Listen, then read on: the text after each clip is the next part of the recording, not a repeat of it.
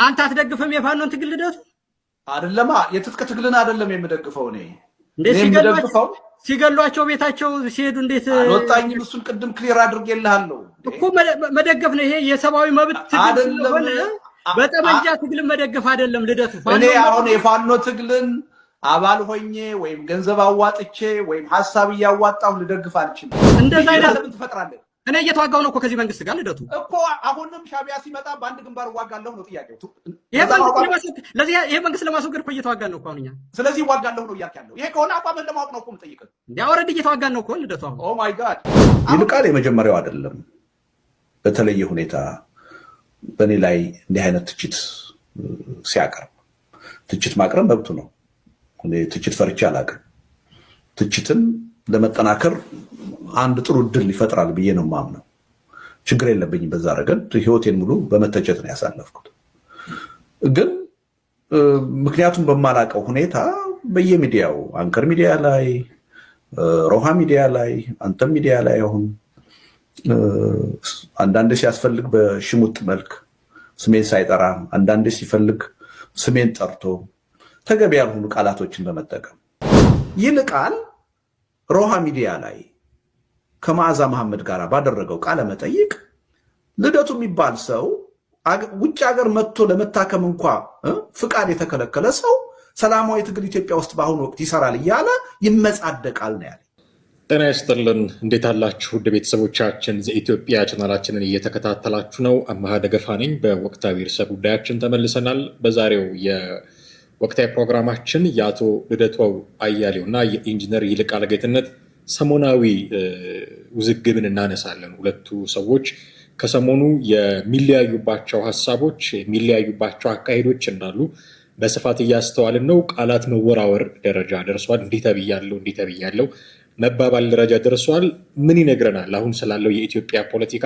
ይሄ የሁለቱ ሰዎች አለመግባባት፣ አለመስማማት ምን ይነግረናል የሚለውን ነገር በጥቂቱ ለማንሳት እንወዳለን። እስከ ፕሮግራማችን ፍጻሜ ድረስ አብራችሁን ትቆዩ ዘንድ የአክብሮት ግብዣችን ነው። ከኛ ጋር ስትቆዩ ታዲያ ቻናላችንን ሰብስክራይብ ማድረግ፣ የደወል ምልክቱን መጫን፣ ቪዲዮቻችንንም እንዲሁ ሼርና ላይክ ሰብስክራይብ ማድረግም እንዳይረሱ ለማስታወስ እንወዳለን። እስከ ፕሮግራማችን ፍጻሜ ድረስ አብራችሁ እንድትቆዩ በመጋበዝ በቀጥታ ወደ ዛሬው ፕሮግራማችን እናልፋለን። ከኛ ጋር ሆኑ።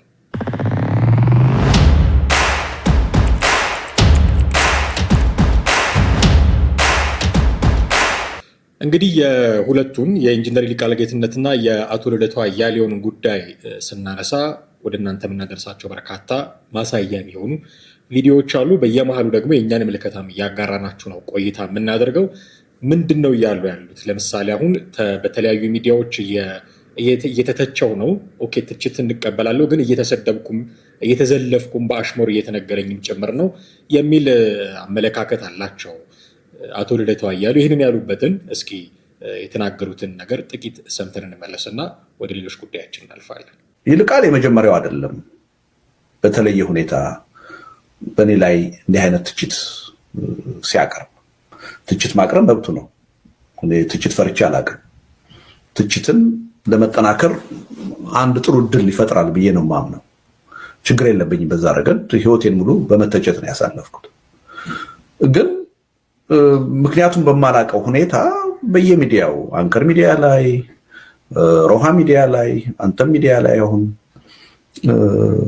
አንዳንዴ ሲያስፈልግ በሽሙጥ መልክ ስሜን ሳይጠራ፣ አንዳንዴ ሲፈልግ ስሜን ጠርቶ ተገቢ ያልሆኑ ቃላቶችን በመጠቀም ደንቆሮ ብሎ በመሳደብ ጭምር ሲገልጽ ሰማዋለሁ እና እኔ አንድም ቀን መልስ ለመስጠት ሞክሬ አላውቅም። ይህን ነገር ማድረግ የጀመረው አሁን አይደለም፣ ሰሞኑን አይደለም፣ ከ2 ዓመት በፊት ጀምሮ እዚህ ሀገር ከመጣ ጊዜ ጀምሮ እና ቀርቤም አነጋግሬዋለሁ። ስንገናኝ የሀሳብ ልዩነት አለኝ ብሎ የሚያነሳልኝ ነገር የለም። ሚዲያ ላይ ሲቀርብ ግን እኔ በማላውቀው ምክንያት ከኔ ጋራ በጣም ሰፊ ልዩነት እንዳለው የኔን ሀሳቦች እንደሚቃወም አድርጎ ያቀርባል። መልእክት ለማን ለማስተላለፍ እንደሚፈልግም አላውቅም። ያም ሆኖ አንድም ቀን እሱ ላቀረበብኝ ትችቶች መልስ ሰጥቼ አላውቅም። እሱ በሌለበት እሱንም ደግሞ ስሙን ጠርቼ ምናልባት ተሳትፎን ለማሳየት ለማመስገን ካልሆነ በስተቀር ይልቃልን ለመተቸት ጥረት ያደረኩበት ጊዜ፣ ሙከራ ያደረኩበት ጊዜ የለም። እስካሁን ድረስ ታስታውሳለህ። አንድ መድረክ ላይ አንተ ጋብዘህን ባሉና አንዳንድ የአቋም ልዩነቶች ተከራክረናል፣ ተወያይተናል። ችግር የለውም። እኔም አለው እሱም አለ። ግን አንዳችን በሌለንበት በየሚዲያው እየቀረቡ ስም ማጥፋት በሚመስል መልኩ ዘመቻ ማካሄድ ምን እንደሚጠቅም አልገባኝም። አሁንም ቢሆን ያው አንተም ያኔ ልደቱ በዚህ ጉዳይ ላይ ሐሳብ ካለው ቀርቦ እድሉን መጠቀም ይችላል ብለህ ተናግረህ ነበር። እኔ ግን በዚህ ጉዳይ መልስ መስጠት ፈልጋለሁ። ጋብዘኝ አላልኩም። ሁልጊዜ እንደምታደርገው ለቃለ መጠይቅ ጋብዘኝ ነው የመጣሁት።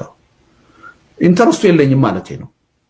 እኔ አሁን ፍላጎቴ በእንደዚህ መልስ መስጠት ግን ፍላጎት አይደለም። ልመጣልህ ነው ወደሱ።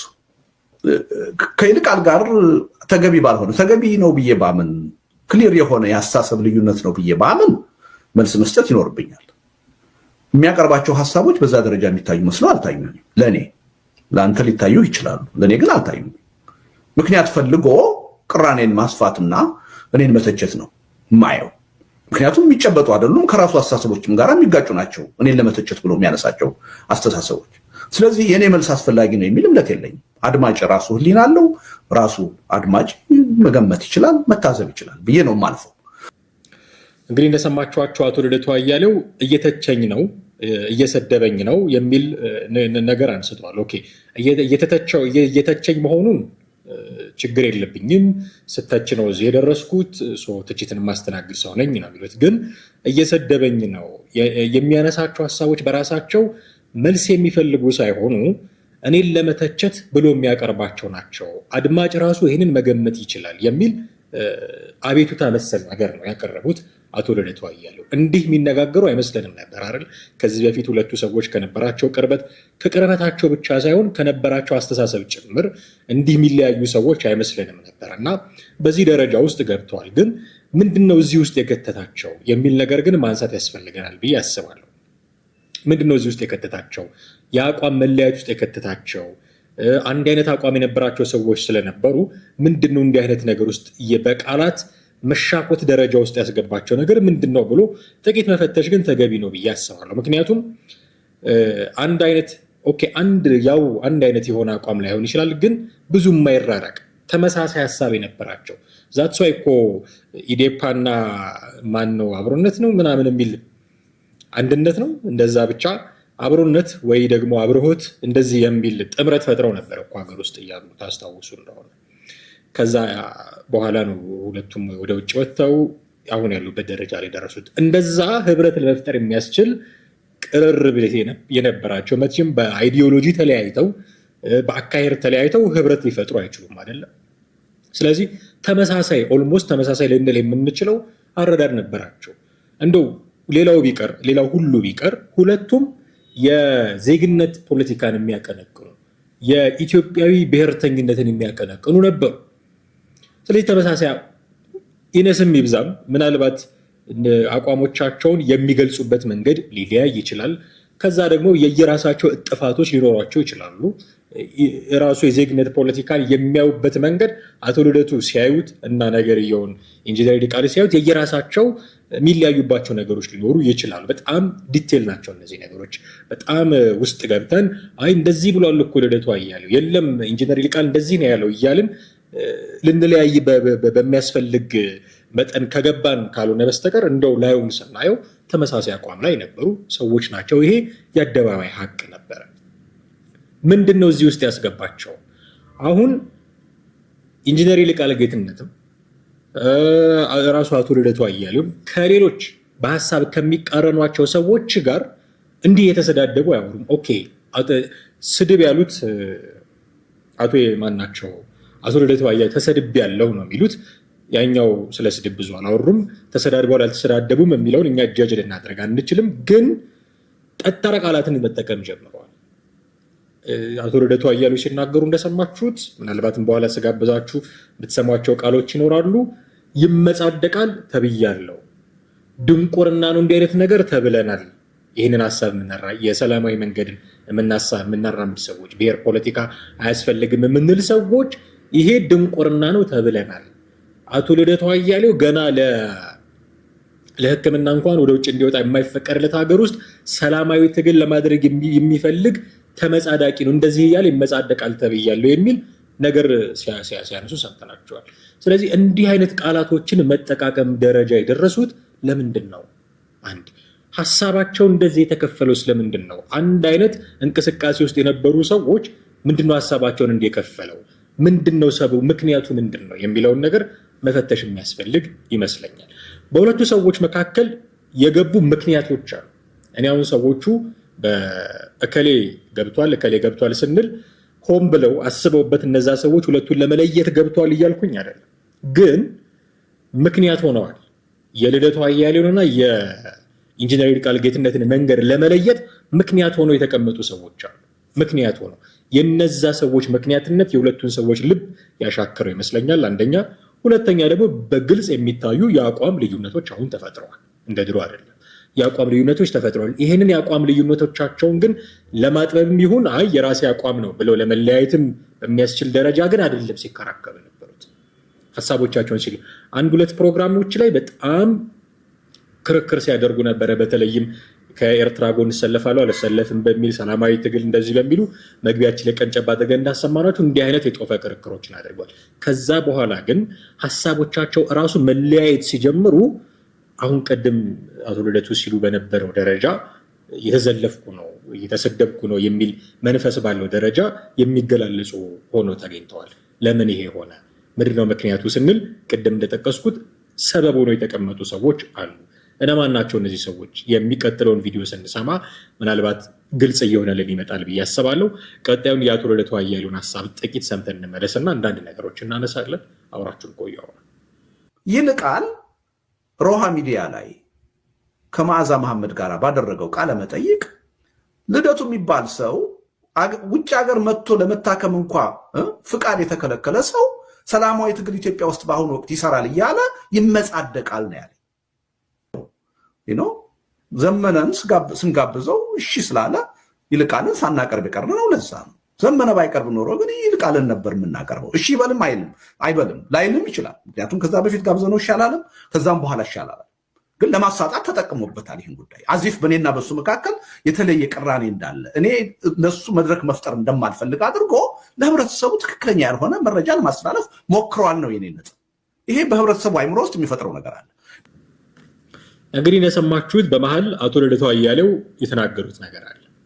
ታስታውሱ እንደሆነ የአብሮነት የሚል እንቅስቃሴ ይሄ ብድር አንቀጥቅጥ ትዕይንተ ህዝብ ምናምን የሚሏቸው ነገሮች ነበሩ አይደል? አቶ ልደቱ አያሌው ኦንላይን የበየነ መረብ ህዝባዊ ምንድነው ህዝባዊ ንቅናቄ ህዝባዊ ሰልፍ እንደዛ ያሉት ነገር ነበር። ያንን ባደረጉ ጊዜ ታስታውሱ እንደነበረ በርካታ ሰዎች ተጋብዘው ነበር። እንደውም ያን የነበረው ትልቁ ጥያቄ በሐሳብ የማይስማሙ ሰዎች የተለያየ የሚቃረን አቋም ያላቸው ሰዎች የቀረቡበት አንድ መድረክ ነው። ነዘመነ ካሴ፣ ነስብሐት ነጋ እንደዚህ የቀረቡበት መድረክ ነው የሚል ከፍተኛ ትችት ይሰነዘርበት ነበር። እንደውም ጠቅላይ ሚኒስትሩ መደመር ኢንአክሽን ብለው ፓርላማ ውስጥ ገልጸውታል።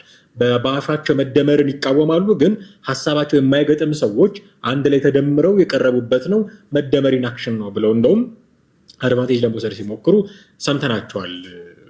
ምክር ቤት ውስጥ በነበረ ንግግራቸው በጣም ትልቅ ትኩረት ያገኘ ብዙ ህዝብ የተከታተለው መንግስትም ራሱ ተከታትሎት ምክር ቤት ውስጥ ምላሽ እስከ መስጠት ያደረሰው ፕሮግራም እንደነበረ እናስታውሳለን። እዛ ፕሮግራም ላይ አንድ ጥያቄ ይነሳል። ለምንድን ነው ኢንጂነር ይልቃል ጌትነት ያልተጋበዙት የሚል። አቶ ልደቱ አያሌው ሲመልሱ አሁንም ደግመውታል። ተመሳሳይ ሀሳብ ነው ያላቸው ዘመነ ካሴና ኢንጂነር ይልቃል ጌትነት ሀሳባቸው ተመሳሳይ ስለሆነ ሁለቱንም መጋበዝ አላስፈለገንም። ብንጋብዘውም ግን እሺ ላይለን ይችላል። ከዛ በፊትም እሺ አላለንም፣ አሁንም እሺ ላይለን ይችላል። ዋናው ነጥባችን ግን ዘመነ ካሴና ኢንጂነር ይልቃል ጌትነት ተመሳሳይ ሀሳብ ስለሆነ ያላቸው በአንድ መድረክ ልንጋብዛቸው አንችልም። ምክንያቱም ኢንጂነር ይልቃል ጌትነት ሊነግረን የሚችለውን ነገር ነው ራሱ ዘመነ ካሴ የሚነግረን የሚል አቋም ነው የነበራቸው። ከዚህ ጊዜ በኋላ ይመስለኛል በሁለቱ ሰዎች መካከል በጣም የተለያየ የሀሳብ ልዩነት፣ እሱ ብቻ አይደለም የሚናገሩባቸው ቋንቋዎች መጠጠር የጀመሩት መዘላለፍ አይነት የሚመስል አቶ ልደቱ እንዳሉት አሽሙር ጭምር የሚመስሉ ነገሮችን መጠቃቀም የጀመሩት ከዚህ በኋላ ይመስለኛል። ስለዚህ በሁለቱ መካከል እንደ ምክንያት የገባ ሰው እንጥቀስ ካልን ኢንቴንሽናሊ ሁለቱ ልለይ ብሎ ገብቷል እያልኩኝ አይደለም። ዘመነ ካሴ ግን በሁለቱ ሰዎች መካከል የሆነ በቃ እንደ ጥርስ ውስጥ እንደገባ ስንጥር የሚጠዘጥዝ ልዩነት ሆኖ የገባው ዘመነ ካሴ ነው ማለት ነው። የዘመነ ካሴን እንቅስቃሴ አቶ ልደቱ አያሌው እንደማይደግፉት ይታወቃል። ኢንጂነር ይልቃል ጌትነት ደግሞ ሙሉ በሙሉ የሚደግፉ ሰው ናቸው። ስለዚህ ዘመነን አቀረብን ማለት በተዘዋዋሪ ኢንጂነር ይልቃል ጌትነት መጥቶ ፕሬዘንት ያደርገውን የነበረውን ሀሳብ አቀረብን ማለት ነው የሚል አመክንዮ አስቀምጠው ነው እዛ ትልቅ መድረክ ላይ ኢንጂነር ይልቃል ያልተጋበዙት። እውነትም ግን ይልቃልና ዘመነ አንድ መድረክ ላይ ቢቀርቡ አንድ አይነት ነገር የሚናገሩ ሰዎች ናቸው። ምንም ልዩነት የሚያመጣ አይደለም። ሁልጊዜ የትኛውም ሚዲያ ላይ ቀርበው በተናገሩ ቁጥር ኢንጂነር ይልቃል ጌትነት የዘመነን ሀሳብ ደግፈው የእሱን ንግግር አሞካሽተው የእሱን ሀሳቦች አንቆለጳጵሰው ነው የሚወርዱት። የትጥቅ ትግል ያስፈልገናል ሲል ዘመነ ካሴ ትጥቅ ትግል ያስፈልገናል የሚሉ ሰው ሆነዋል። የሁለገብ ትግል ያስፈልገናል ሲል ዘመነ ካሴ ሁለገብ ትግል ያስፈልገናል የሚሉ ሰው ሆነዋል። ኢንጂነር ይልቃል ጌትነት ያለውን የሚሉ ናቸው እና እሱ ለማብራራት የቸገረውን ሜቢ እንደውም ኤርሚያስ ለገሰ ሚስተር ጀስቲፋየር ነው የሚለው ኢንጂነር ይልቃል ጌትነትን ለማብራራት የቸገረውን ምክንያት ያጣለትን ጉዳይ ኢንጂነር ይልቃል ጌትነት ናቸው መጥተው ጀስቲፋይ የሚያደርጉት። አንዳንድ ስሞችን በመስጠት የተዋጣለት ሰው ይመስለኛል ኤርሚያስ ለገሰ። የአንዲ ልጆች የሚላቸው አሉ፣ ሚስተር ጀስቲፋየር ይላቸዋል ኢንጂነር ይልቃል ጌትነትን። እንዲህ አይነት ስሞችን በማውጣት የተካለ ይመስለኛል። ምናልባት አላውቅም ልምዱን ከኢህአዴግ ወስዶ እንደሆነ እዛ ይሰራ እንደነበር እናውቃለን። እና ኢህአዴግም ምንድነው ጠባብ፣ ትምክተኛ፣ ጠባብ እንደዚህ የሚል ስሞች ያወጣል ነበረ። አደገኛ ቦዘኔ እንደዚህ የሚሉ ስሞችን ያወጣ ነበር። ምናልባት ያ ልምድ ጠቅሞት እንደሆነ አላውቅም፣ ግን ሚስተር ጀስቲፋየር ብሏቸዋል ኢንጂነር ይልቃል ጌትነትን። እና ሚስተር ጀስቲፋየር የዘመነ ካሴን ነገሮች በሙሉ ጀስቲፋይ በማድረግ የተጠመዱ ሰው ናቸው። ስለዚህ በእርግጥም አቶ ልደቱ እንዳለው ኢንጂነር ይልቃል ጌትነትን እዛ መድረክ ላይ መጋበዝ ማለት ዘመነ የሚናገረውን በቃ የገደል ማሚቶ ሆኖ እሳቸው እንዲደግሙ ማድረግ ማለት ነው። በሲንግል ሞመንት እንኳን የዘመነ ካሴን ነገር ሲቃረኑ አይተናቸው ስለማናቅ ማለት ነው። ስለዚህ በሁለቱ ሰዎች መካከል የዘመነ ካሴ ስም መነሳቱ ዘመነ ስላለ ነው እሳቸውን ያልጋበዝኳቸው የሚለው የአቶ ልደቱ አያሌው ምላሽ መምጣቱ ምናልባት በመካከላቸው በዚህ ደረጃ እንዲቃቃሩ ልንል እንችላለን። ምንም እኮ በቃ አሁን ከዚህ በኋላ መሰዳደብ የቀራቸው። አንድ ጊዜ ይልቃል ጌትነትና ገዱ አንዳርጋቸው ቡጢ ተሰናዘሩ የሚል መረጃ ተሰምቶ ነበር፣ ታስታውሱ እንደሆነ። ኦፍኮርስ በኋላ ወጥተው አስተባብለውታል።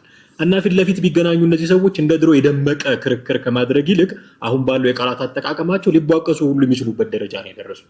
ለዚህ ደግሞ ደግሜ ላለው ኢንቴንሽናሊ ዘመነ ሊለያቸው ብሎ አልገባም፣ ግን እንደ ምክንያት ደግሞ ተቀምጧል።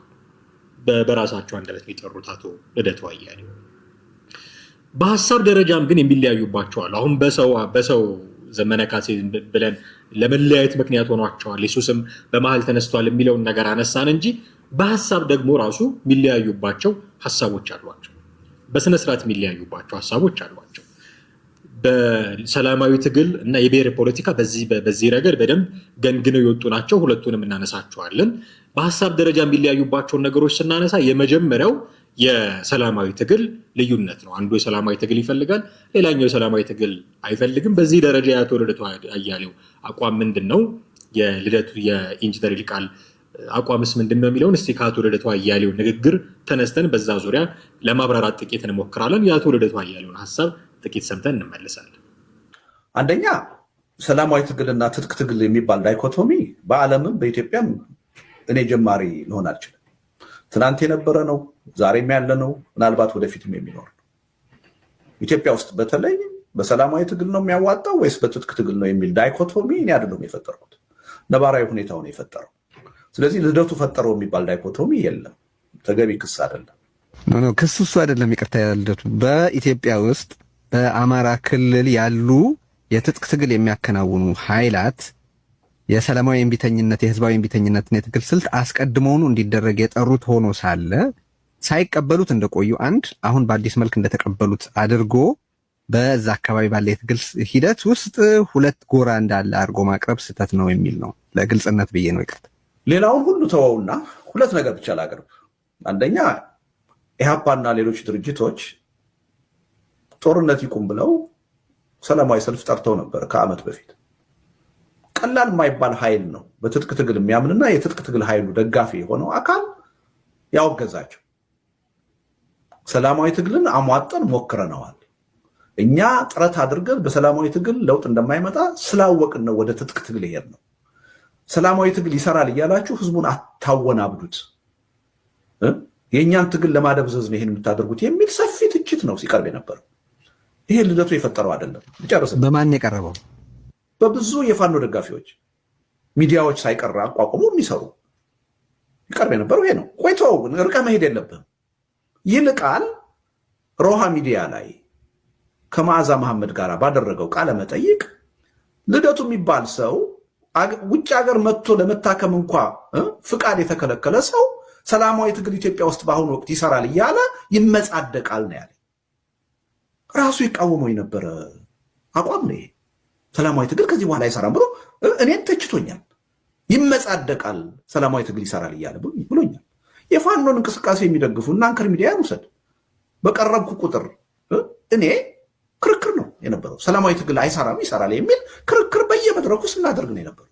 እኔ የፈጠርኩት ነገር አይደለም። እንግዲህ እንደሰማችሁት በሀሳብ ደረጃ የሚለያዩባቸው ነገሮች የመጀመሪያው ሰላማዊ ትግል ወይስ የትጥቅ ትግል የሚል ነው። እንግዲህ የኢንጂነር ይልቃል ሀሳብ ሰላማዊ ትግል ነው ልንለው አንችል። ስም ያለው አይመስለኝም። ስም ያለው አይደለም። እንደውም ኢንጂነር ይልቃል ሁለገብ ትግል ነው የሚሉት። በደንብ ሲያብራሩት ደጋግሞ ይጠቅሰዋል። ይልቃል ጌትነት ማነው አቶ ልደቱ አያሌው ደጋግሞ ይጠቅሰዋል። ሮሃ ሚዲያ ላይ ከመዓዛ ጋር ሆነው እንደዚህ ብሎኝ እሱን ኢንተርቪው በደንብ ተከታትላችሁት ከሆነ በደንብ ይዘረዝረዋል። የትጥቅ ትግል ያስፈልጋል፣ ህዝባዊ እምቢተኝነት ያስፈልጋል፣ ይሄ ሰላማዊ የምንለው ትግል ያስፈልጋል። እንደውም መንግስትን ማወዛገብ ነው፣ በተለያዩ አቅጣጫዎች መጥቶ መንግስትን ማወዛገብ ነው። አንድ ያመኑት ነገር አለ እዛ ኢንተርቪው ላይ። አሁን ባለው ሁኔታ ከተማ እየተቆጣጠርን ከተማ እያስለቀቅን መንግስትን ከስልጣን ማውረድ አንችልም ብለዋል። ይሄን አምነዋል። ይሄ ለምን በቀጥታ መቀበል እንዳልፈለጉ አላቅም። ሌሎችም ሰዎች ግን አምነዋል። መንግስትን በውጊያ ማሸነፍ እንደማይችሉ አምነዋል። ደረጃዎቹን ሁሉ ሳይሆን እንደ ድሮ ቦታ እያስለቀቅን የምንይዘው አይደለም። አሁን አሉ እንደውም የቴክኖሎጂና የውጊያ የበላይነት ያለውን መንግስት እንዴት ማሸነፍ እንዳለብን ስትራቴጂ መንደፍ ያለብን ጊዜ ነው። ስለዚህ መንግስት የውጊያም የቴክኖሎጂም የበላይነት እንዳለው አምነዋል ማለት ነው። ስለዚህ አሁን ፋኖች እዛ ጫካ ያሉ ፋኖች በሚፎክሩት ልክ አይደለም ማለት ነው። ከራሳቸው ከኢንጂነር ይልቃል ጌትነት ንግግር እንደምንረዳው በሚፎክሩት ልክ አይደለም። እንደዚህ አይነት ማርኬ፣ በዚህ ጀነራል ማርኬ፣ በዚህ ኮሎኔል ማርኬ በሚሉት ልክ አይደለም ማለት ነው። የቴክኖሎጂ የበላይነት አለው። በጣም ፕሪሳይዝ የሆነ ውሳኔ ወስኖ ሊያጠፋን ይችላል ብለዋል። በቃ ቃል በቃል የተናገሩት። ካላመናችሁኝ ከሮሃ ሚዲያ ላይ ከመዓዛ ጋር ያደረጉትን ኢንተርቪው ገብታችሁ ተከታተሉት። እንደዛ ብለው ተናግረዋል። ስለዚህ በዚህ በትጥቅ ትግል ብቻ የምናሸንፈው መንግስት አይደለም። አንድ የትጥቅ ትግሉን እንተወው ማለት አይደለም ይላሉ። ጀስቲፋይ ያደርጉት ያው ሚስተር ጀስቲፋየር ናቸው ብለን የለ ከኤርሚያስ ለገሰ እንደዛ ብሏቸዋል እያልን አይደል? ትጥቅ ትግሉም ያስፈልጋል፣ ህዝባዊ እምቢተኝነቱም ያስፈልጋል፣ ከሌሎች ጋር ማበሩም ያስፈልጋል፣ በሁሉም አቅጣጫ መንግስትን መወጠር ያስፈልጋል የሚል አቋም ነው ያላቸው። ከዛ ይሄንን ትግል ምን ብለው ሰየሙት? ሁለገብ ትግል። በጣም ደስ ያለኝ የመልስ ምት ኦኬ፣ ደስ ያለኝ ማለት ስለተመለሰላቸው ደስ ብሎኛል ማለት ሳይሆን የቃላት ጦርነቱ ደስ ስላለኝ ነው። ሁለገብ ትግል ያሉትን ኢንጂነር ይልቃል ጌትነት ሞገስ ምናለው ግራገብ ትግል ግራገብ ትግል ነው ብሎታል። ሁለገብ ሳይሆን ግራገብ። ምክንያቱም አሁን ባለው ሁኔታ ክላሪቲ ኦፍ ቶት ያስፈልጋል። በቃ በዚህ ላይ ልንደራደር የምንችል አልመሰለኝም። ሀሳባችሁ ምንድን ነው? ይህንን መንግስት ኦኬ ኦፍ ኮርስ መንግስትን መቀየር የሚል ሀሳብ ግራንድ የሆነ ሀሳብ አላቸው። እሱን ለማሳካት የምትሄዱበት መንገድ ግን የትኛው? ሁለገብ የሚል የትግል ስም ሰጥቶ እኔ ስም የለውም ነው የምለው እሳቸው ሁለገብ ስላሉት ነው እንጂ ሁለገብ የሚል የትግል ስም ሰጥቶ በትጥቅ ትግሉም አንችለውም ባሉት ከመንግስት ጋር ልንፎካከርበት አንችልም ባሉት የትጥቅ ትግልም እየሄዱ ከሌሎች ሀገራት ጋርም እያበሩ እንደገና ህዝባዊ እምቢተኝነትንም እየፈለጉ በሶስቱም መሄድ ይቻላል ወይ? ዲፎከስ አያደርግም? የትኛው ላይ ትኩረት ማድረግ አለብኝ የሚለውን እንደው ትኩረት ማሳጣት ሳይሆንም እንደው እንደ ስትራቴጂ እንኳን ሲታይ አሁን ይጠቅማል እነዚህ የያዙት አቋም እንደዚህ የሚለውን ትተን እንደ ስትራቴጂ እንኳን ሲታይ አንዴው ነገር ላይ ትኩረት ማድረግ አይሻልም ነበር ወይ? ኦፍኮርስ ጥሩ ግምገማ እኮ አላቸው። በትጥቅ ትግል እንደው ዝም ብለን መሬት አስለቀቀን መንግስትን እናሸንፋለን የሚል ሐሳብ እንደሌላቸው ጥሩ ግምገማ ወስዷል። እሱን ተውትና ለምን ነው ህዝባዊ እምቢተኝነት ላይ ማታተኩሩት? በቃ አንድ የሆነ ነገር ላይ ፎከስ ማድረግ አይቻልም ወይ?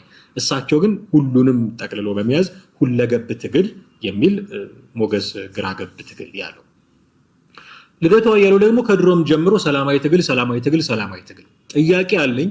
ልደቱ አያሌው የሚያቀነቅነው ሰላማዊ ትግል ሪሊ ሰላማዊ ትግል ነው ወይ? በኋላ እናነሳዋለን። ግን ከድሮ ጀምሮ ሰላማዊ ትግል ነው። በቃ ወረቀት ይጽፋል፣ አማራጭ ህገ መንግስት ይጽፋል፣ የተለያዩ ሀሳቦች ሚዲያዎች እንዲነጋገሩበት ይጽፋል። which is የሱ በጣም ምርጡ ኳሊቲ ሀሳቦችን ዴሊቨር ማድረጉ ነው። በየጊዜው ችግሮች የሉበትም ማለት አይደለም፣ የራሱ ችግሮች ይኖሩበታል። ግን በጣም ምርጡ ኳሊቲው ሀሳቦች ዴሊቨር ያደርጋል። በጣም ብዙ ነገሮች ይጽፋል እና ለውይይት ክፍት ያደርጋል እና ሀሳብ ያለው ሰው ሄዶ ሊከራከረው በሚችለው ደረጃ በቃ ግልጽ ነው አቋሙ። ሄደ ልትከራከረው ትችላለህ። አይ እንዲህ ብለሃል እንዲህ ብለህ ነበረ ብለህ ልትከራከረው የምትችለው ሰው። ኢንጂነር ይልቃል ጌትነት በዛ ደረጃ ክላሪቲ ኦፍ ቶት አላቸው? አይ ዶንት ቲንክ። በኋላ ማሳያችሁ የሀሳብ ልዩነቶች አሉ የራሳቸው። አንድ ሰው የማይመስል ሁለት የተለያየ ነገር ሲናገሩ ማሳያችሁ ነገሮች አሉ። ስለዚህ አቶ ልደቱ አያሌው በግልጽ የሚያሉት እኔ ድሮም እንደዚህ ነኝ አሁንም እንዲህ ነኝ፣ ድሮም ሰላማዊ ትግል ለመደግፈው አሁንም ሰላማዊ ትግል ለመደግፈው። ኦኬ አንዱ የሀሳብ ልዩነታቸው ይሄ ነው ማለት ነው። ሁለቱም ወገኖች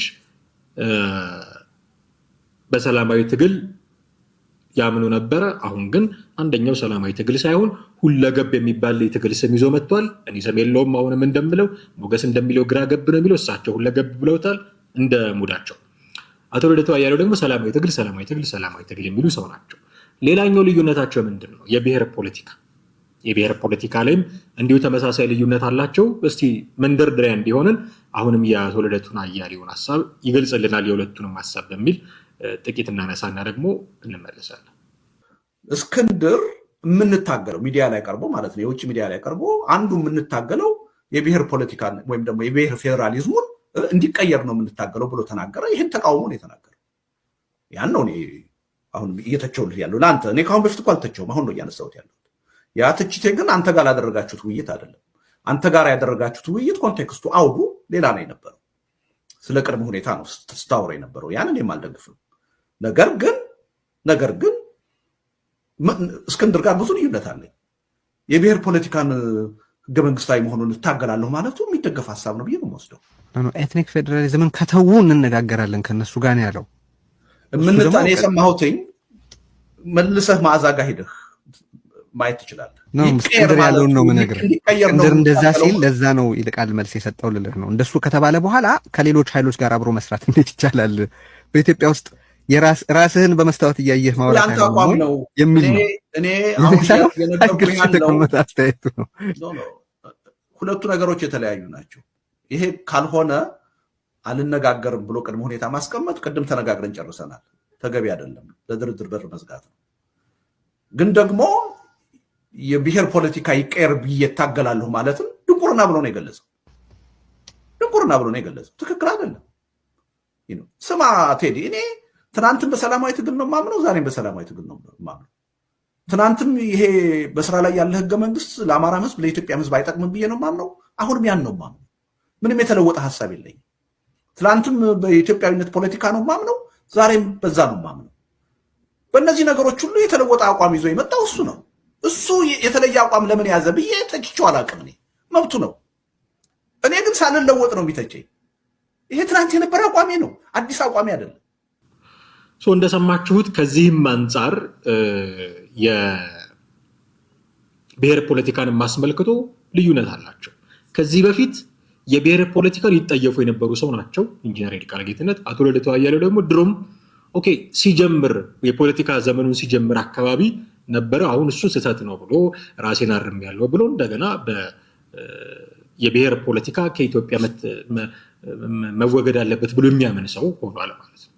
ስለዚህ የብሔር ፖለቲካ ጉዳይ ይለያቸዋል። ይልቃል የሚናገረው ልደቱ የሚናገረው ስለ ብሔር ፖለቲካ የተለያዩ ናቸው። አሁን የቅድሙ የሀሳብ ልዩነታቸው ላይ ዘመነ ካሴ ገብቷል ብለን ነበር አይደል?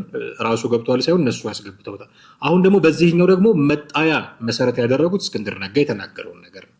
እስክንድር ነጋ የብሔር ፖለቲካ ከኢትዮጵያ እንዲወገድ እንሰራለን ብሏል። ለውጭ ሚዲያ በሰጠው ቃለ ምልልስ እንሰራለን ብሎ ይሄ ድንቁርና ነው አሉ ኢንጂነር ይልቃል ጌትነት። እንዴት ደንቆሮ እንባላለን ብሎ ነው የመጣው ልደቱ አያሌው። ምክንያቱም የሱም አቋም ነው የብሔር ፖለቲካ መኖር የለበትም ብሎ ነው የሚያምነው። ሲቪክ ፖለቲክስ ነው የሚያቀነቅነው እሱ የዜግነት ፖለቲካ።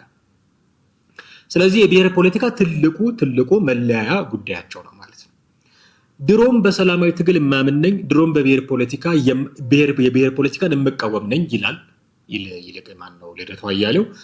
ድሮ የብሔር ፖለቲካን ይጠየፉ የነበሩት ድሮ የትጥቅ ትግልን ይጠየፉ የነበሩት ሰው ግን አሁን ኢንጂነር ይልቃል ጌትነትን ማለቴ ነው የሚቃወመው ጉዳይ አልሆነም። እነዚህ ጉዳዮች የትጥቅ ትግልን ይፈልጋል፣ እንደገና የብሔር ፖለቲካንም ይፈልጋል። እና ምንድነው የሚለው ልደቱ አያሌው የተለወጠው እኮ እሱ ነው። እኔ ምንም አቋም አልለወጥኩም። ከዚህ በፊት በማራምደው አቋም ይሄው ነው፣ አሁንም የማራምደው አቋም ይሄው ነው። ለምንድን ነው የሚተቸኝ? አልገባኝም። እኔ እንደውም ማለት መተቸት የሚገባኝ እሱ ነበረ፣ ግን መብቱ ስለሆነ አልተቸውም። አቋም የለወጠው እሱ ነው፣ እኔ አይደለሁም አቋም የለወጥኩት። ኦኬ ሪሊ አቶ ልደቱ አያሌው የቀየሩት አቋም የለም ወይ? ምናልባት ብቻቸውን አንድ ፕሮግራም አድርገን መስራት ይኖርብናል ብዬ አስባለሁ። አሁን የሚናገሩትን ነገር እንውሰድና ግን የለወጥኩት አቋም የለም። ድሮም ሰላማዊ ትግልን ነው ማምነው፣ አሁንም ሰላማዊ ትግልን ነው ማምነው። ድሮም የብሔር ፖለቲካ አልፈልግም፣ አሁንም የብሔር ፖለቲካ አልፈልግም። ስለዚህ የተለወጠ አቋም የለኝም። ይልቅስ የተለወጠ አቋም ያለው ይልቃል ጌትነት ነው። ልተቸው ይገባኝ ነበር፣ ግን መብቱ ስለሆነ አልተችም። እሱ ግን በተቃራኒው እየመጣ ይተቸኛል። እንደውም የሚያነሳቸው ሀሳቦች መልስ የሚያስፈልጋቸው አይደሉም፣ እኔን ለማብጠልጠል የሚጠቀማቸው ናቸው። እና የሚጠቀማቸውንም ቃል ደግሞ መዛውጥተው ተናግረዋል። ይመጻደቃል ይለኛል።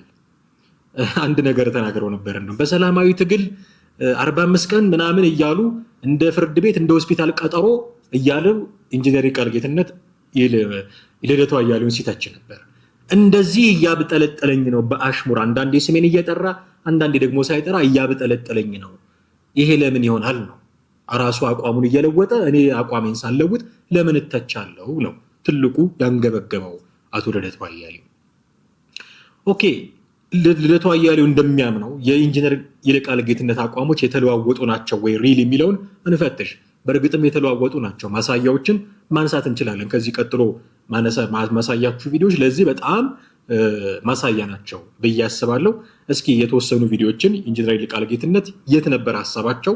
አሁን አንተ እያልኩ እየቀላቀልኩ ነው፣ እንግዲህ ትረዱኛላችሁ ብዬ አስባለሁ። ሀሳቡ የት ነበር፣ አሁን ያለው ሀሳቡ የት ነው የሚለውን በደንብ ፍንትው አድርጎ ያነሳልናል ብዬ አስባለሁ። ስለ ህገ መንግስት የተናገረው ነገር አለ። ስለ ህገ መንግስት፣ ስለ አማራ ጥቃት የተናገረው ነገር አለ። ያኔ ያምን የነበረው ነገርና አሁን የሚያምነው ነገር ይልቃል ጌትነት እንዴት እንደሚለያይ ያሳይልናል ብዬ አስባለሁ። እስኪ እሱን ተከታትለን እንመለስ። አሁን ያለው ሁኔታ አማራን ለማጽዳት የቆሙ ናቸው። ቅድም ባልኩ መሰረት እኮ ይሄንን ህገ መንግስት አንድ አካል ከተቀበለ አማራ ካለበት ሁሉ መግደልና ማረድ ማሳደድ ህገ መንግስታዊ ነው። ይሄንን ምንም መሸፋፈን የለባችሁ። አምነ መቀበል አለበት። ሰው ሲሞት ሊያሳዝን ይችላል። እንዴት በህግ የተቀረጸ ብለን መደነቅ ልትችል ይሆናል። እውነታው ግን ይሄ ነው። እኛ የኢትዮጵያ ብሔር ብሔረሰቦች የራሳችን አመለካከት ያለን፣ የራሳችን መኖሪያ ስነ ምህዳር ያለን፣ የተዛባ ግንኙነት የነበረን። ስለዚህ ይሄን የተዛባ ግንኙነት አርመን በብሔረሰቦች መፈቃቀር ሌላን ኢትዮጵያን እንፈጥራለን ከተባለ አማራ ቤንሻንጉል ውስጥ አገሩ እንዳልሆነ ወይ ማመን አለበት። ስለዚህ ወደ ሌላ መሸሽ አለበት፣ ወይም ደግሞ የአገሩ እንዲሆን ከፈለገ ይሄን የተጻፈውን ነገር መቀየር አለበት። መሀል ላይ መንገድ የለም።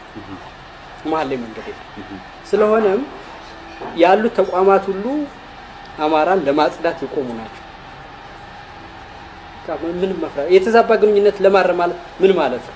ቤንሻንጉል ደግሞ በራሱ ህገ መንግስት እኮ ይሄን ሲጽፍ ቤንሻንጉል የአምስት ብሔረሰቦች አገር ብቻ እንደሆነ ጽፏል አይደል? ስለዚህ አማራ ውስጥ አገሩ አይደል? አገሩ ካልሆነ መታረም አለበት አይደል? የተዛባ ግንኙነት ለማድረግ ያላግባብ በቦታው ገብቶ ነበረ።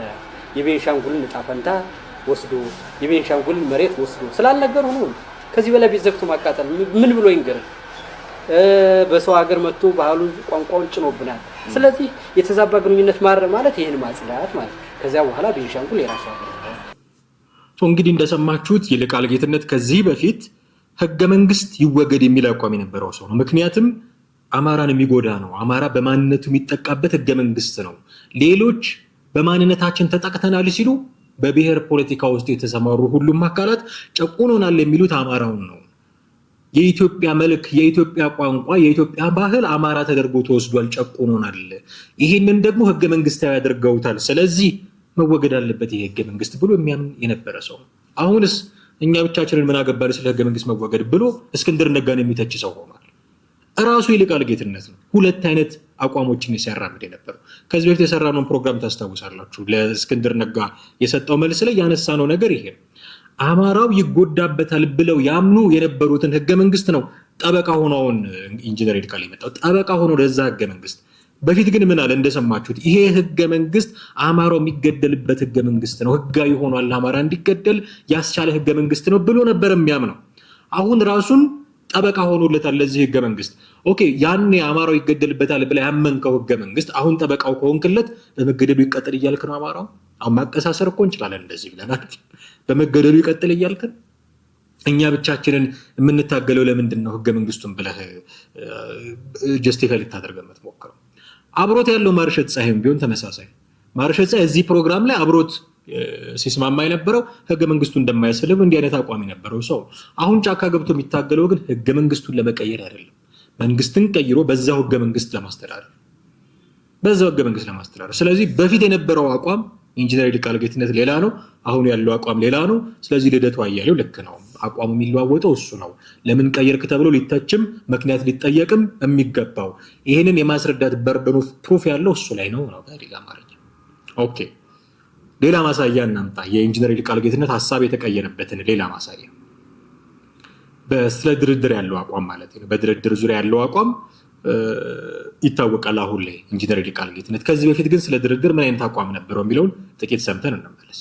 ከድርድር ውጭ በአጭር ጊዜ መቋጨትና ሰላም ማምጣት ይቻላል ብዬ አላምንም። ድርድር ከቲፒኤልኤፍ ጋር ማንኛውም በቃ ማንኛውም አይደለም ከቲፒኤልኤፍ ጋር ድርድር መደረግ አለበት ብለህ ታምናለህ ወይ? ለኔ ካስፈለገ ሊደረግ ይገባል። እኔ አሁን ማለት አይደለም አስፈላጊ ነው። ኮምፓሪዝን ውስጥ ማስገብቶ የሀገሬን አንድነት፣ የሀገሬን ሉዓላዊነት፣ የሀገሬን ሰላም እና የውጭ ጣልቃ ገብነት እንዲቀር የተራዘመ ጦርነት ውስጥ እንዳልገባ ከፈለኩ ከማንኛውም ከምጠላው ሰው ጋር ከሀገሬ ህልውና የሚበልጥብኝ ነገር የለም። ግን ድርድር ማለት ኢምፒዩኒቲ ማለት አይደለም። ያጠፋ አይጠየቅም ማለት አይደለም። ትራንዚሽናል ጀስቲስ አይኖርም ማለት አይደለም። ብሔራዊ እርቅ ይደረግና ለአንድና ለመጨረሻ የፖለቲካ ወንጀሎች ዋት ምንድነው? ሌላው ኦልተርኔቲቭ ምንድነው? ህወሓትን አምርሬ እጠላዋለሁ። ሀገሬን እዚህ ውስጥ ያደረሰ ችግር እንደሆነ ገነዘባለሁ። ሀገሬን እዚህ ሁሉ የበታተነና ለዚህ ሁሉ ነገር ያበቃኝ እንደሆነ አውቃለሁ። ግን ደግሞ ሀገሬን ከዚህ በላይ እሱ የጀመረው ነገር እንዲያጠፋብህ ዓለም አቀፍም ከምታጠር በሶሻል ክራይስ እና በሌላም ነገር የመጣው ጦስ ሀገሬን ሊያፈርስ ከሚደርስብኝ መደራደር እመርጣለሁ። አሜሪካ ከታሊባንን የመንግስትነት ኃይል ውስጥ አብሮ እንዲገባ 3000 ወታደር ሞቶባታል አፍጋኒስታን ውስጥ አሜሪካ። ግን ታሊባንን ሽብርተኛ ብለው ለ20 ዓመት ያህል ታግለው ይሄን ሁሉ ነገር አተው ግን ታሊባንን ከፖለቲካው መድረክ ውስጥ እንዲቀርብ እነሱ ድርድር እያደረጉ ነው ቁጭ ብለው። አሁንም ቢሆን ህወሓትን የመጥላ ይሄ ኢሞሽናልና ሴንሴሽናል የምናደርገው ነገር ኮምፓራቲቭሊ ትግራይ እንጣ፣ ትግራይ ትገንጠል፣ ጦርነቱ መቼ ያልቃል፣ ሌላ የተለየ አማራጭ ካየሁኝ ህወሓትን አልፈልገውም። እኔ በምንም አይነት ከህወሓት ውጭ የተለየ አማራጭ ካለና በቅርብ የሚታይ ነገር ከሆነ ህወሓት ማን ይፈልጋል? እንደሰማችሁት ይልቃል ጌትነት ከግርማ ሰይፉ ጋር አርቲስት ቴሌቪዥን ጋዜጠኛ መላኩ ሲያወያያቸው ከማንኛውም ወገን ጋር ድርድር መደረግ አለበት ብሎ የሚያምን ሰው ነበር ይልቃል ጌትነት። ከማንኛውም ወገን ጋር ብሎ እንደውም ሲናገር ይልቃል ግርማ ሰይፉ ምን አለው? ከህወሓትም ጋር ቢሆናል ከቲፒኤልኤፍም ጋር ድርድር ቢሆን ከማንኛውም መደራደር አለብን፣ ከድርድር ውጪ ውጤት ማምጣት አንችልም ባጠረ ጊዜ የሚል አቋም ያለው ሰው ነበር ይልቃል ጌትነት። እንደውም ቃል በቃል ምን አለ?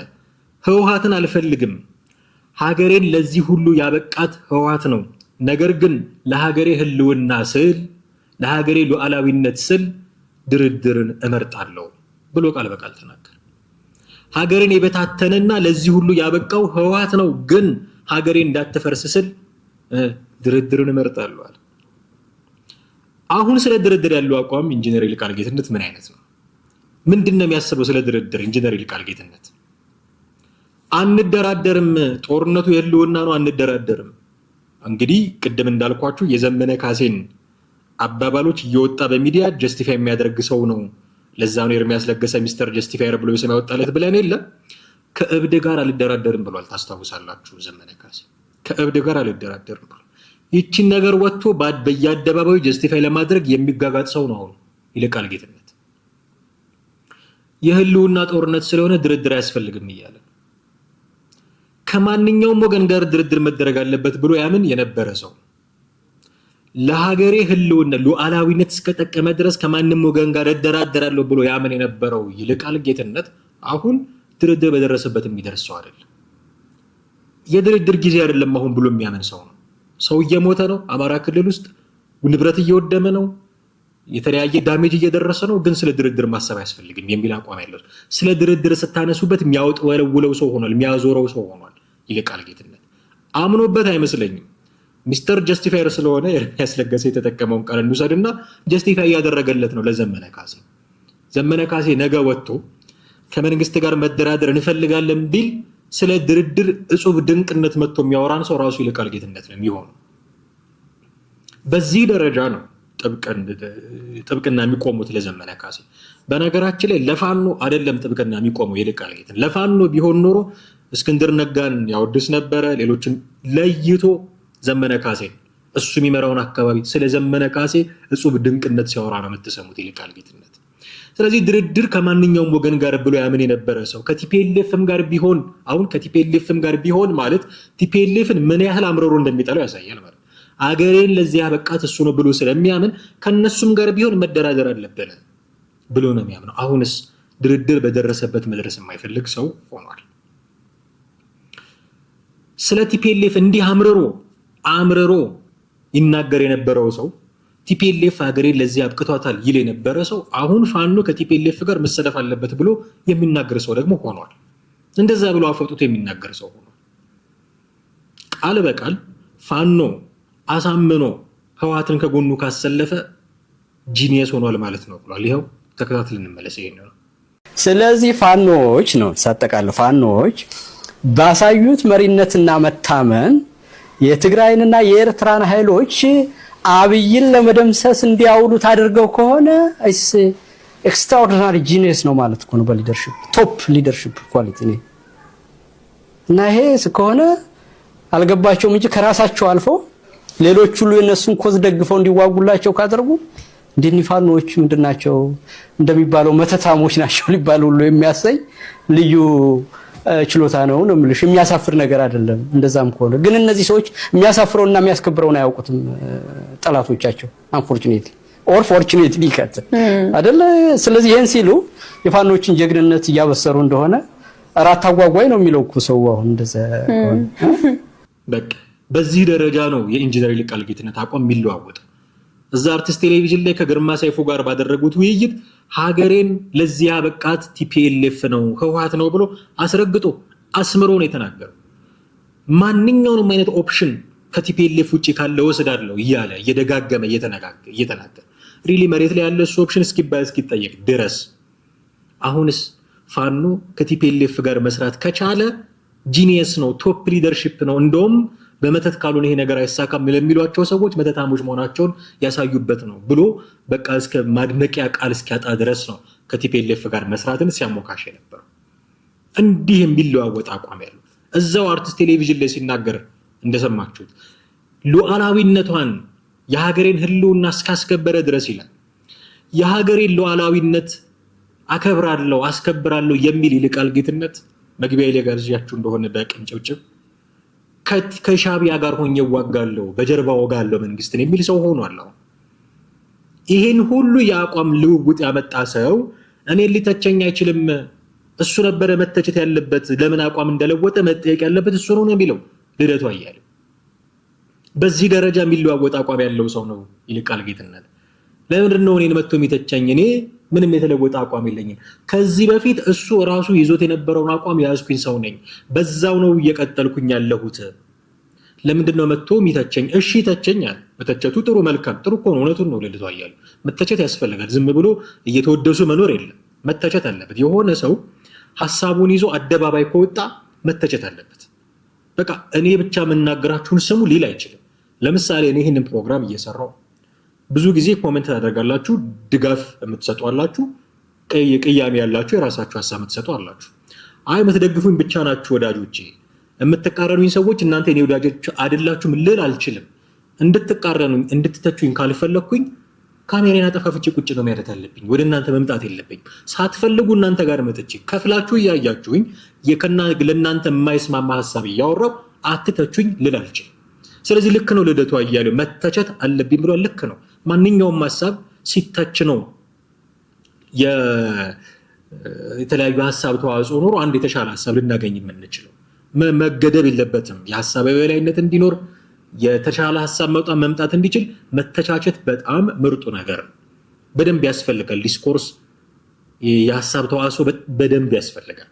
ነገር ግን አለ ልደቱ አያሌው የያዘው ትችት አይደለም፣ አሽሙር ነው። ትመጻደቃለህ እያለኝ ነው። ደንቆሮ እያለኝ ነው። የሆስፒታል ቀጠሮ እያለኝ ነው። የ45 ቀን ኦፕሬሽን አለው አይደል ልደቱ አያሌው። የሆስፒታል ቀጠሮ፣ የፍርድ ቤት ቀጠሮ እያለብኝ ነው። በጣም አቅልሎ ሀሳብ ካለው በሀሳብ ይሞግት። ለምንድን ነው እንደዚህ የሚሆነው የሚል ጥያቄ ነው የሚያነሳው ልደቱ አያሌው። በእርግጥም እንደዛ ነው መሆን ያለበት። እኔ አሁን በጣም የምቃወመው ነገር አንዱ ምንድን ነው፣ በተለይ ይሄ ፋኖ አካባቢ ያሉ ሚዲያዎች፣ ፋኖን ደግፈው የሚሰሩ ሚዲያዎች ሁሉንም ለማለት በሚያስደፍር ሁኔታ ብትከታተሏቸው ከሚያነሱት ሀሳብ በላይ የሆነን ሀሳብ ለማፍረስ ከሚያነሱት ሌላ ሀሳብ በላይ ስድብ ነው የሚቀናቸው። ጠቅላይ ሚኒስትሩን ሲሰድቡ፣ አማካሪዎቻቸውን ሲሰድቡ፣ እኔ ጠቅላይ ሚኒስትሩ አይተቹ እያልኩኝ አይደለም፣ አማካሪዎቻቸው አይተቹ እያልኩኝ አይደለም። መተቸት አለባቸው። ይሄ ሀሳብ ልክ አይደለም ብሎ የሚያምን ማንኛውም ሰው ካለ መተቸት አለበት። የተተቸ ሀሳብ ነው በኋላ በደንብ ጠርጥሮ ወጥቶ የተሻለ ነገር ላይ ምን ደርሰው ይሄ አቋሚ ነው። ግን መሰደብ የለባቸው። የሆነ ሰው ተነስቶ ሲሳደብ ነው የምታዩት። ኦኬ ያንን ያ ሰውዬ የሚናገረውን ነገር አምጥተህ ይሄ ሰውዬ እኮ እንዲህ ብሏል፣ ግን በዚህ መልኩ ደግሞ ቢያየው መልካም ነው ብለህ ለመተቸት በማይመች መልኩ ለመስማት በሚቀፍ መልኩ የሚጠቀሟቸው አሁን እዚህ አምጥቼ ለእናንተ ጆሮን ይጠነቀቃለሁ አላሰማቸውም። የሚናገሯቸውን ነገሮች በጣም የወረዱ ቃላት የሚጠቀሙ በጣም የማይጠቅሙ ነገሮችን የሚናገሩ ሰዎች ናቸው በአብዛኛው። በቃ ስድብ ነው ካንደበታቸው። የኢትዮጵያ ፖለቲካ ስድብ የሞላው ሆኗል። ጠቅላይ ሚኒስትሩ እንዲህ ናቸው የሚል ተቃዋሚ ታገኛለህ። ተቃዋሚዎቹ እንዲህ ናቸው የሚል ካድሬ ታገኛለህ። መሰዳደብ ብቻ ሆኗል። ከስድብ የሚገኝ ምንም ትርፍ የለም። ይልቃል ጌትነት ልደቱ አያሌውን ደንቆሮ ስላለው፣ ይልቃል ጌትነት ልደቱ አያሌውን የሆስፒታል ቀጠሮ ብሎ ሀሳቡን ስላጣጣለበት የሚገኝ ምንም ነገር የለም። ይልቅስ ሀሳባቸውን በደንብ ማቅረብ የለባቸው። በቃ ግልጽ የሆነ ነገር አቋም ይዞ የኔ አቋም ይሄ ነው። አሁን ለዚህ ቲፒካል ማሳዩ የትኛው መሰላችሁ? ከሻዕቢያ ጋር ትሰለፋለህ አትሰለፍም ብሎ ልደቱ አያሌው ይልቃልን ያፋጥጣለት።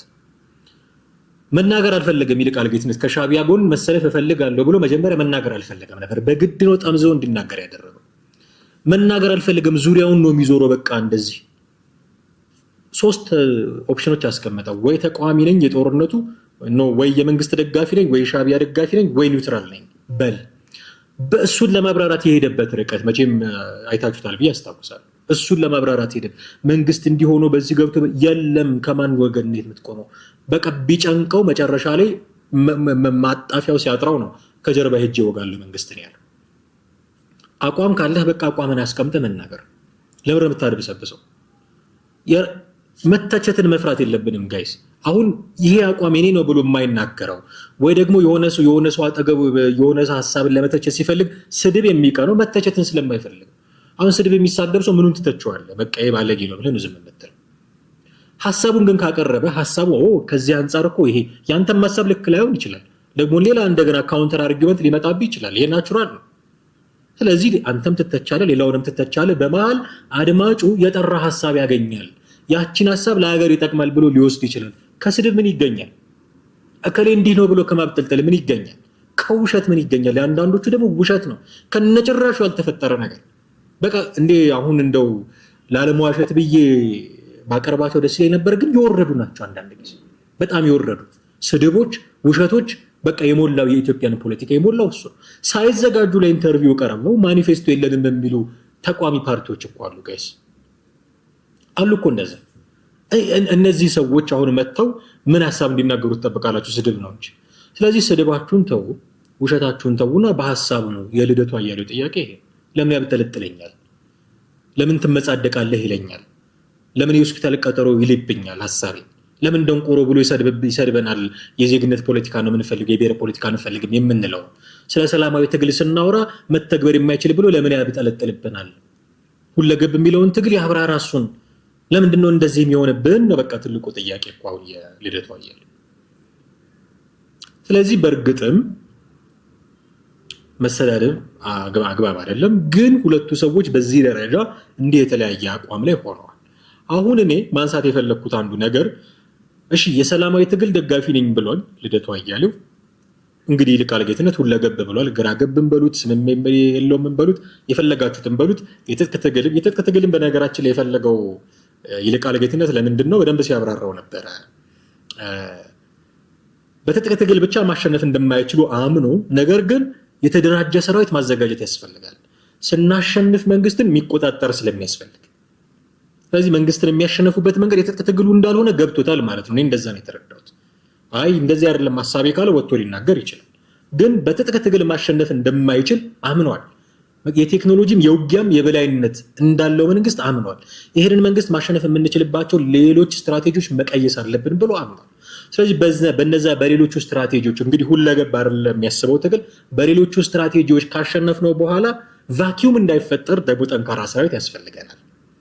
ጠንካራ ሰራዊት ከሌለ ምን ያጋጥመዋል? አሁን አንድ ያመኑት ሌላኛው ነገር ብቻችንን ሄደን የምናሸንፈው እና ምንሰራት ኢትዮጵያ የለችም። መጀመሪያ ይህን መንግስት እናውርድና ከዛ ከሌሎች ኢትዮጵያውያን ጋር ደግሞ አብረን የኢትዮጵያን መጻኢ ዕድል እንወስናለን የሚል አቋም በደንብ ሲያብራራ ሰምተነዋል። የሮሃ ሚዲያውን ቃለ መጠይቅ ከሰማችሁት ይህን በደንብ ያብራራበት ነው። ስለዚህ አሁን ከሌሎች ኢትዮጵያውያን ጋር ማለት ከነማ ነው? አሁን አብሮ እየሰራ አይደለ እንሰራለን እያለ አይደል? ከቲፒኤልኤፍ ሊሆን ይችላል፣ ኦኤልኤፍ ሊሆን ይችላል፣ የኦሮሞ ነጻነት ሰራዊት፣ ሌሎችም በየብሔሩ የተደራጁ አካላት አሉ። ከነዚህ ጋር አብረን እንስራ ሲሉ ይልቃል ጌትነት ከ30 ምናምን ዓመት በፊት የተፈጠረውን ስህተት መድገም አይፈልግም። ያኔ የጦር የበላይነት ነበረው ህወሓት። ስለዚህ የፈለገውን ነገር ነበር ሲያስፈጽም የነበረው። ስለዚህ ያ ቫኪዩም በአማራ በኩል እንዲፈጠር ስለማይፈልግ የተደራጀ ጦር ያስፈልጋል እያለ ነው። እኔ እንደዛ ነው የተረዳሁት። የተደራጀ ጦር ያስፈልጋል። ከዛ ከሌሎቹ ጋር አብረን ስንሰራ ሀሳባቸውን እኛ ላይ ኢምፖዝ ማድረግ አይችሉም። እኛም ጦር አለ። በሚያሳዝን ሁኔታ ኢትዮጵያ ሊሰሯት የሚፈልጉት በጦር ፉክክር ነው፣ በሀሳብ በላይነት አይደለም ማለት ነው። የኔ የሆነ ወገን ሀሳቡ በልጦ ሀሳቡ አሸንፎ ሳይሆን ኢትዮጵያን የሚመራለት የጦር አቅም ስላለው እኔ ከዚህ ውጪ እንዴትም ልረዳው አልቻልኩም። የጦር አቅም ስላለው ነው። በቃ ህወሓት ያደረገውን ነገር እናድርግ እኮ ነው በሌላ ማሪ። እንደዛ ሲያብጠለጥለው የነበረውን ህወሓት የአርቲስት ቲቪ ላይ ተናግሮት የነበረውን የጋበዝኳችሁን በደንብ ስሙት። ሲያብጠለጥለው ሀገሬን ለዚህ ያደረጋት ህወሓት ነው ይላል። ህወሓት የሄደውን መንገድ ተመሳሳይ መንገድ ይሄዳል ይልቃል ጌትነት። ይሄ ነው ችግሩ። ስለዚህ ለምንድን ነው የፈለገው? ይሄ የጦር ሰራዊቱን መኖሩን መንግስትን የሚያሸንፍበት እንዳልሆነ ያውቃል። ግን በሆነ ሚንስ መንግስት ከተሸነፈላቸው ፓወር አለን፣ ከሌሎች ጋር መገዳደር የሚያስችል ፓወር አለን፣ ሀሳባችን ሌሎች ላይ ኢምፖዝ ማድረግ እንድንችል ፓወር ያስፈልገናል ከሚል መነሻ ነው፣ ሌላ አይደለም። ስለዚህ የሁለገብ ትግሉ አንዱ ጥቅሉ ማሳያ ይሄ ነው። ይልቃል ማነው ልደቱ አያሌው ደግሞ ከዚህ በጣም ፍጹም ተቃራኒ በሆነ መንገድ ነው ሰላማዊ ትግል ነው የምፈልገው ይላል። ሪሊ ሰላማዊ ትግል ነው ወይ የልደቱ አያሌው ትግልስ በራሱ? አሁን ትልቁ ጥያቄ ይሄ ሰላማዊ ትግል ነው ወይ? ከዚህ በፊት አንድ ትችት አንስተንበት ነበር እንደምታውቁት። ሰላማዊ ትግልን ከውጭ ሆኖ መምራት አይቻልም፣ ሀገር ውስጥ መግባት ያስፈልጋል የሚል አቋም ነበረው። አሁን ግን ከውጭ ሆኜ ልምራ እያለ ነው የሚል ትችት አቅርበንለት ነበር። በኋላ ከቴዲ ሪዮት ጋር በነበረው ቆይታ ላይ ልምራ አላልኩም፣ ሀሳብ ነው ያቀረብኩት፣ ሀገር ውስጥ ያሉት ፓርቲዎች ነው የሚያደራጁት፣ የሚመሩት እነሱ ናቸው፣ ላግዝ ልደግፍ፣ በዚህ ሁኔታ ተወያዩ ለማለት ነው ከፍተኛ እንቅስቃሴ እያደረግኩኝ ያለሁት ብሏል። ኦኬ፣ ከዚህ አንጻር ከሆነ እንረዳዋለን። ምክንያቱም መምራት አልችልም ስላለ አሁንም አልመራም ካለ አቋሙ ላይ ነው ያለው ማለት ነው። ግን የሚያስበው ትግል አሁን መምራት አልፈልግም ማለት ግን እያደረገ ያለው ነገር መምራት አይደለም ማለት አይደለም። በዚህ ተወያዩ ብለህ ሀሳብ እየሰጠ አጀንዳ እየሰጠ አይ እኔ አልመራውም ማለትም ደግሞ ሌላ ራሱን የቻለ የአቋም መንሸራተት ነው። ግን እንውሰድለትና ሪሊ ሰላማዊ ነው ወይ የሚያስበው ነገር? ለምንድን ነው ይሄን ያልኩት?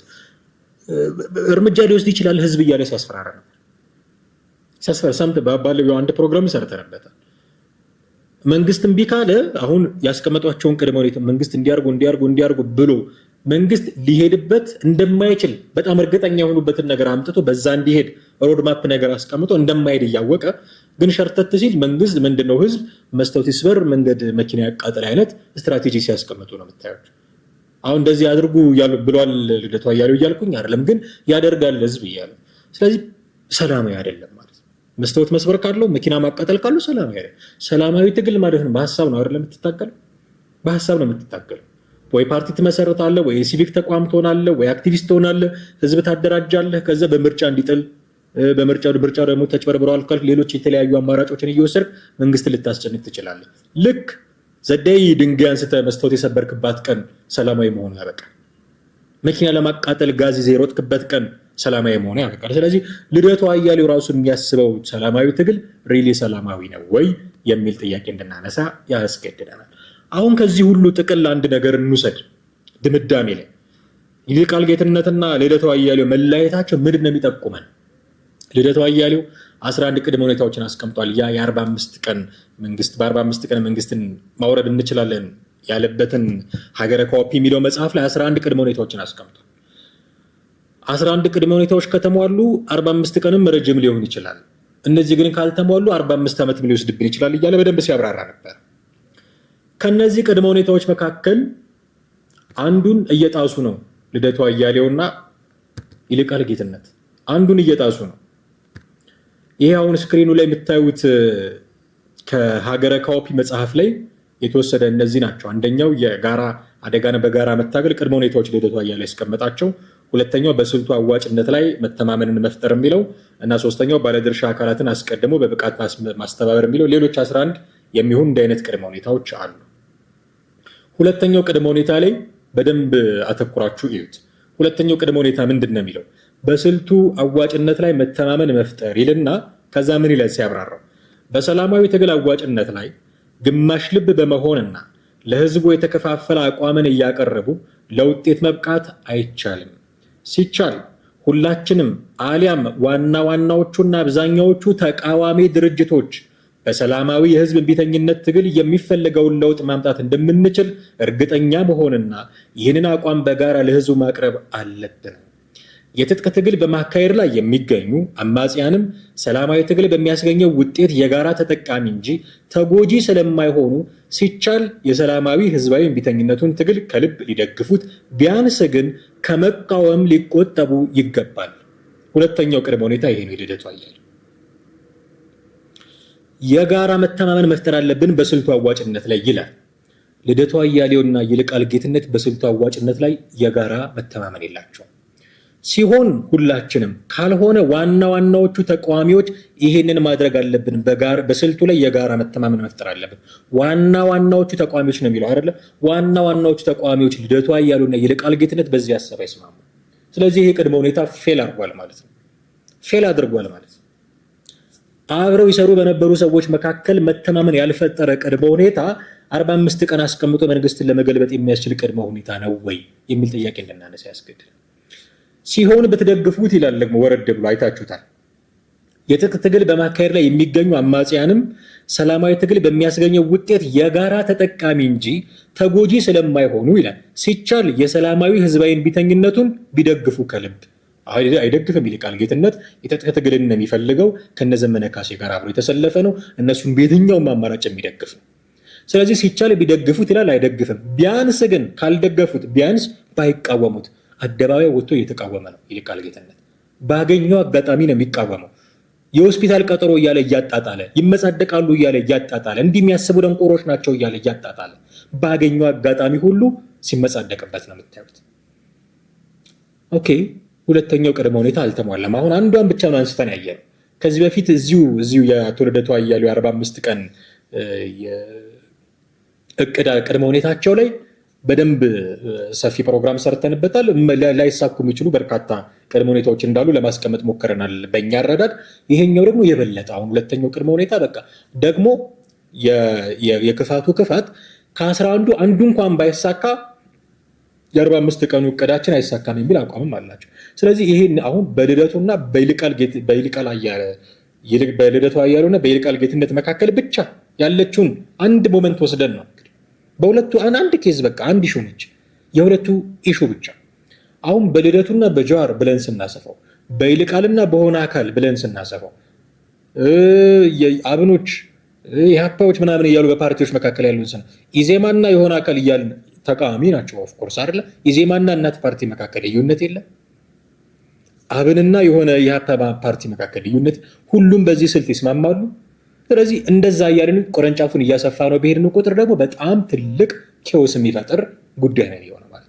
ስለዚህ ይሳካሉ ሪሊ አሁን ከዚህ ከአቶ ከማነው ከኢንጂነር ይልቃል ጌትነት ጋር ያለው ልዩነት ብቻ አይቶ ልደቱ አያሌው ይሄ ያወጣውት ቅድመ ሁኔታ በቃ የሚሳካ ነው ብሎ እስካሁን ያምናል?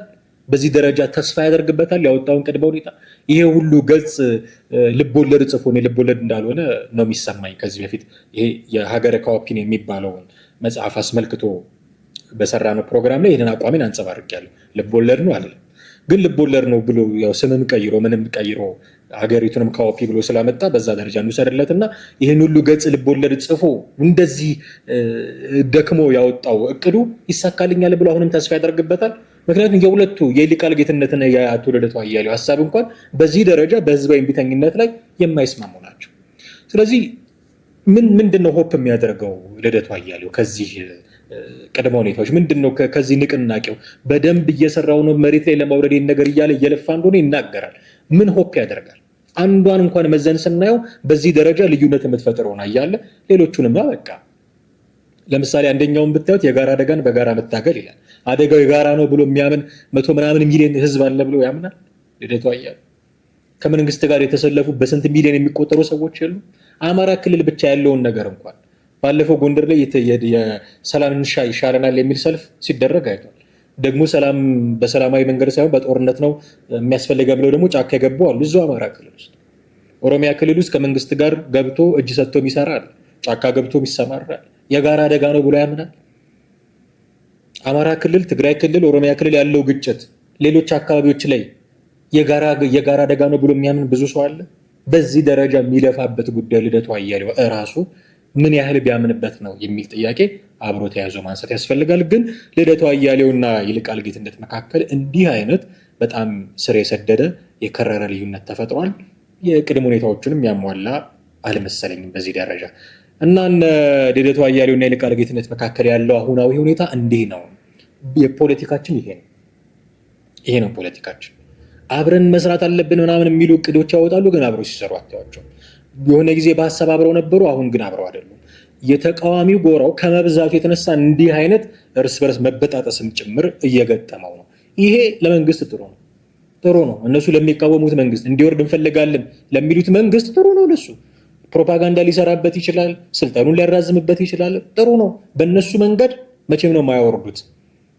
መንግስትን ማውረድ እንፈልጋለን ብሎ መታገል የሚፈልግ ማንኛውም ሰው በሆነ መንገድ ሊያወርዱት ይችላሉ። ግን ሰላማዊ በሆነ መንገድ፣ የሆነ ኮንሲኩዌንስ በሌለው መንገድ፣ የሆነ ደም መቃባት ደም መፋሰስ በሌለው መንገድ ማውረድ የሚፈልጉ ከሆነ ህዝብ የማይጎዳበትን ህዝብ የተረዳውን የሆነ ስትራቴጂ ማምጣት አለባቸው ማለት ነው። የሆነ ስትራቴጂ ማምጣት ህዝብ ሳይጎዳ እና ህዝብ ገብቶት ሳይገባ አይደለም ገብቶት የሆነ ነገር እንዲያደርግ የሚያስችል የሆነ ስትራቴጂ ማምጣት አለባቸው። ፖለቲሽያንስ ነን ካሉ፣ የተለየ ሀሳብ አለን ካሉ፣ ለሀገር የሚጠቅም ሀሳብ መምራት እንፈልጋለን ካሉ ሀሳብ አለን የሚጠቅም ነው አይደል? እሱ አለን ካሉ ህዝብ ሳይጎዳ ከዚህ በኋላ ለማንም ሰው ለመንግስትም ለተቃዋሚ ጫካ ላለውም ከተማ ላለውም የሚጠፋ የወጣት ነፍስ ሳይኖር የማንም ደም ሳይፈስ ማድረግ የምንችልበት ስትራቴጂ አለን ካሉ እሱን ይዞ ይምጡ። ያኔ በጣም የተሳካ ትራንዚሽን ይኖራል ብዬ አስባለሁ። ካልሆነ ግን ሁሌ የሮጥነውን ትራክ ደግመን መሮጥ ነው የሚሆነው። በቃ ሁሌ ደም መፋሰስ፣ ሁሌ ሴራ፣ ሁሌ ጉንጫ አልፋ ክርክር እየሆነ ነው የሚቀጥለው። ለአንዴና ለመጨረሻ ጊዜ ይህንን ማቆም ካለብን ህዝብም ሳይጎዳ እና ገብቶት ለውጥም ይሁን በምርጫም ይሁን በሆነው መንገድ ሊሆን ይችላል፣ ግን ህዝብ ገብቶት የዛ አካል ተሳታፊ እንዲሆን በሚያስችል መልኩ ስትራቴጂ ይዞ መምጣት ያስፈልጋል። ከዛ በኋላ ያለው ጉዳይ ይቀላል ብዬ አስባለሁ እንጂ በዚህ አይነት አሁን በተያዘው እርስ በርሳቸው በመበጣጠስ እንደዚህ ብዙም ርቀት የሚሄዱ አልመሰለኝም። ይህንን ለማንሳት ነው እንግዲህ ዛሬንን ፕሮግራም መስራት ያስፈልገን። በይልቃል ጌትነትና በልደቱ አያሌው መካከል ያለው ልዩነት ፖለቲካችንን እንዲህ ነው የሚያሳየው።